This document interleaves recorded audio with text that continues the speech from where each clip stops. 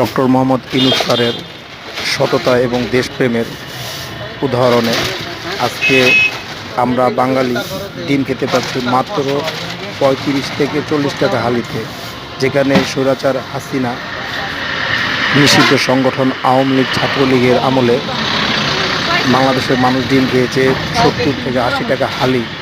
সেই ডিম আজকে ৩৫ থেকে ৪০ টাকা হালিতে সাধারণ মানুষের হাতের নাগালে। আসসালামু আলাইকুম।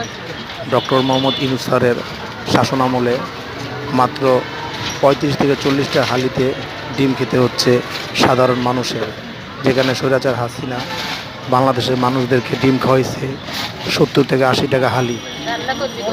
দেশের থেকে টাকা পাচার, অর্থ পাচার, বিভিন্ন ধরনের চুরি কারবারি করেছে তারা। তাই ডক্টর মোহাম্মদ ইউনূস স্যারের পাশে থাকুন, তাকে সাপোর্ট করুন।